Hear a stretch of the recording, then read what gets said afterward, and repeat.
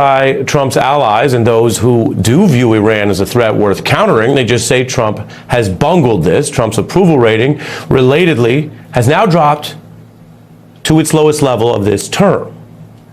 And so this is an obvious problem for both the presidency of Donald Trump and his Republican Party, all these problems on all these fronts, and yet Trump appears to increasingly just turn to comfort and personal distraction rather than trying to actually govern on this or even do messaging events at the very minimum.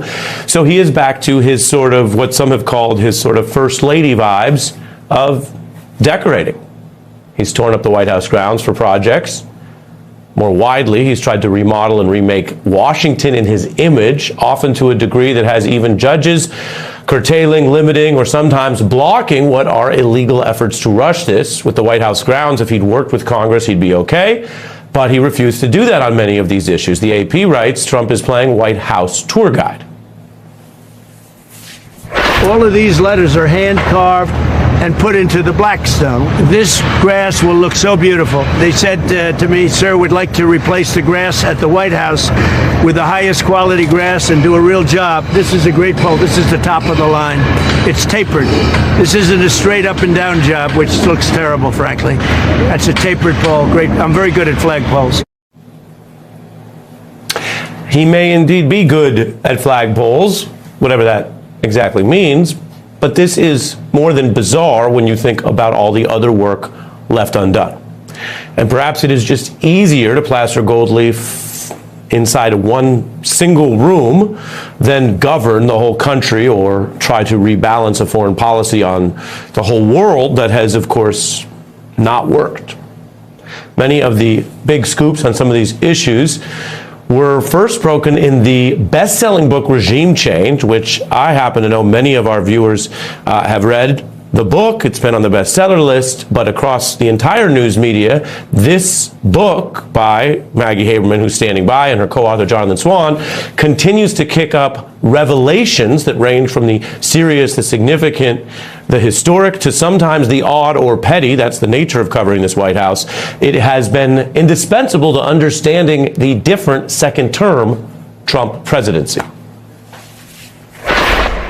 Was in a series of situation room meetings, trying to figure out how to handle the crisis over their boss being in the Epstein files. Quote, behind the scenes, the Epstein crisis was paralyzing the Trump administration to a far greater extent than the public knew. Hitler, Mao, Stalin, these leaders maintained power through fear, he said. Who would ever do a thing like that, right? Caroline Levitt once walked into the Oval Office only to find the president, quote, clutching a tube of super glue and attempting to affix gold decorations to the marble fireplace mantle. The sight of the president squeezing glue onto gilded appliques and mounting them on the wall himself surprised no one in his inner circle. Do you have a cell phone number? Yes, I have a cell phone number. Can we call him right now? Let's not.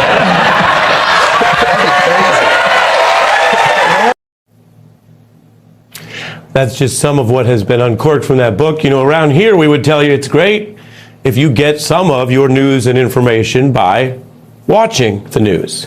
But as you see in just that small set of news clips we put together lately, whatever news channel you watch, you are probably also watching some of what was reported out in that aforementioned book by the New York Times' Maggie Haberman, who is our leadoff guest tonight. Thanks for being here.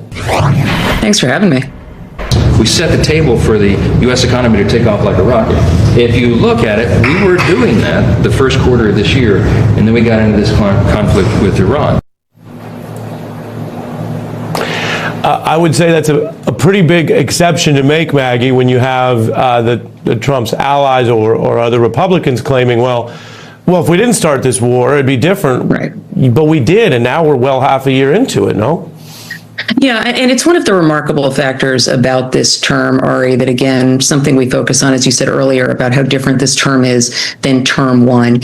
This term, Trump's control over the Republican Party, is really complete. I know we've been talking for the last several days about how his winning streak in these primaries has gone down, and it has. But when you have remade the entire Republican Party so that every candidate is a shade of Trump and it can be pretty indistinguishable, I don't quite know what it says about the future of his power or his movement. Mike Johnson acts as if he is a wing of the executive branch, and he's not. And so having him say, well, if we hadn't gone into Iran, I don't know what other message House Republicans have to run on right now, because they're not getting a ton of instruction on the record that they should be running on, other than fear of Democrats.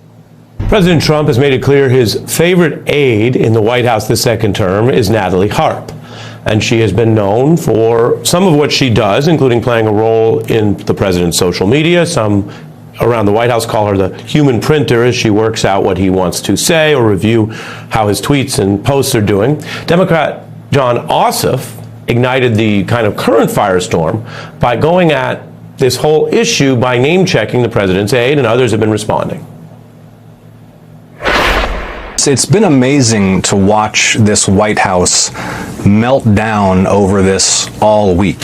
And whether it's Natalie Harp printing out Donald Trump's daily dose of delusion and flattery, lavishing him with praise and feeding him positive tweets and news articles to boost his ego. You got to realize it's time to hang up your wig and let Natalie tuck you in.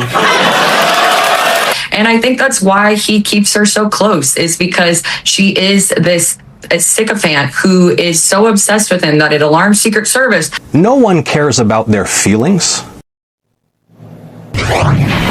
We are back with the New York Times' Maggie Haberman, co-author of Regime Change. So what matters about this story? You've covered this in the book. You've written recent articles in the New York Times. What does it tell us about where Donald Trump is at? So a couple of things. John Ossoff obviously got a reaction. He's very good at the attention economy. I believe the senator knew what he was doing when he threw that line out.